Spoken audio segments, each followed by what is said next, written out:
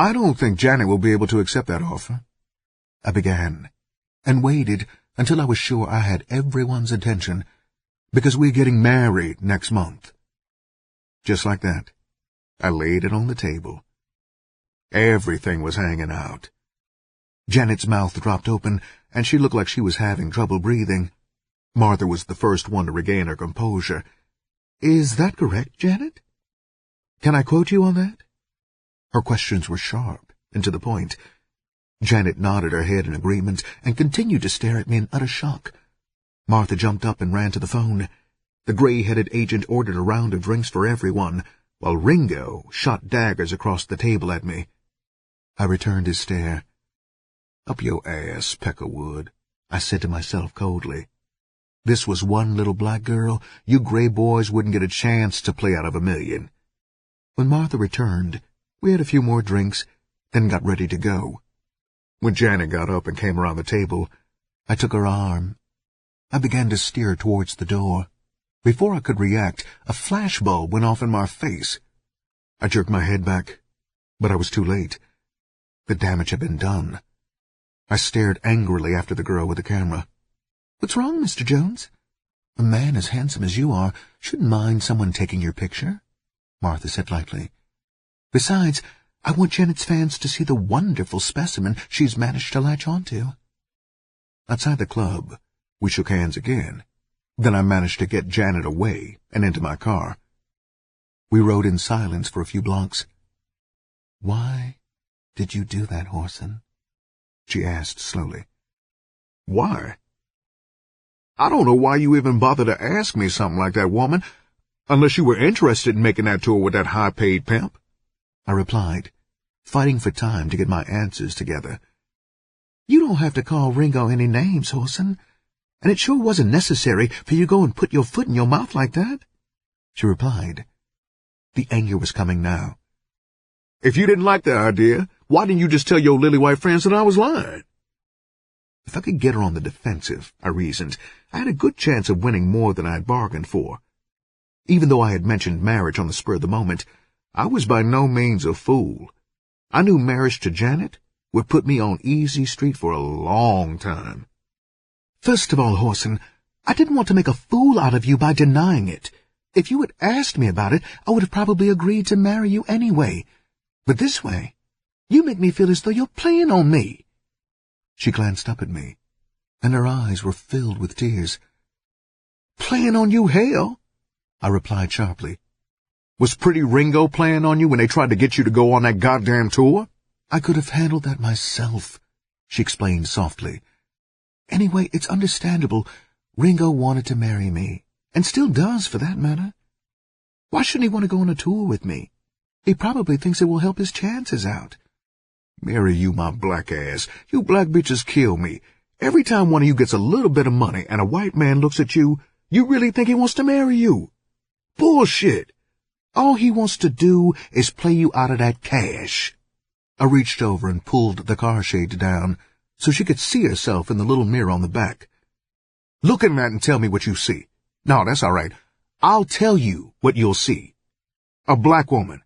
Not the most beautiful black woman in the world either, just a young, cute black girl. Now, not counting all the fine-ass white girls out there, let's talk about the fine-ass black ones."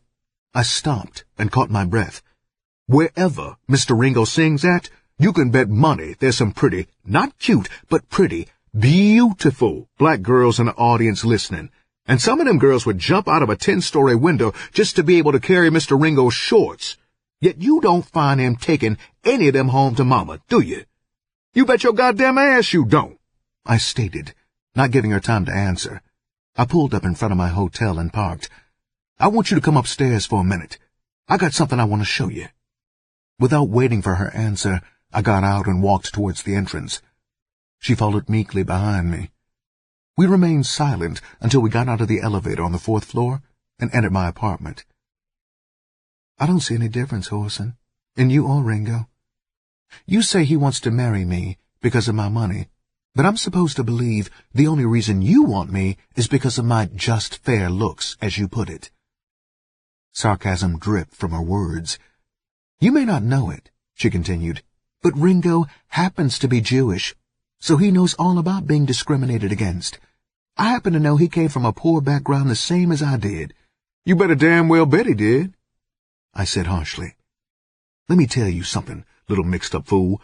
When I was in prison, I learned something about white folks, and Jews in particular. Dig this first, baby," I said, waving her quiet. "Out of all the Ophes in prison, the only ones I wouldn't mess with were the Jews, baby.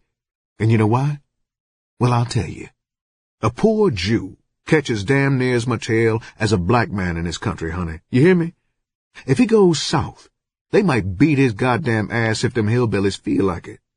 You know what I mean?" I stared at her closely, then continued. "That's why I say this. When a poor Jew starts climbing, baby, he knows he has one strike against him already. You dig? Just because he's a Jew. Now I want you to look me in the eye and tell me, do you really believe a young Jew boy who was raised in a cold water flat, rats running all over the motherfucking place, will intentionally go all out of his way to marry a woman with 2 strikes against her? Not one like he got, but 2. Do you really believe he would?" I stared at her, as though she was losing her mind. She held her head and staggered over to the couch and sat down. "I just don't know, Whoreson. I really don't. What you say may be true, and then again, it may not." She dropped her head. "Okay, then, baby, just think about this and try to answer it for me," I went on, realizing I had her going. "If you think I'm lying, why don't you go with me this evening, and I'll show you damn near every white boy we see who's really pimping. And I mean pimping, with white girls and black ones, is Jewish." I stared at her intently. I just told her one of the damnedest lies. If she asked me to prove it, I didn't have the faintest idea where to find any white pimps at, let alone any Jewish ones. She jumped up and ran over and hit me in the chest with her small fists. "I don't care," she screamed.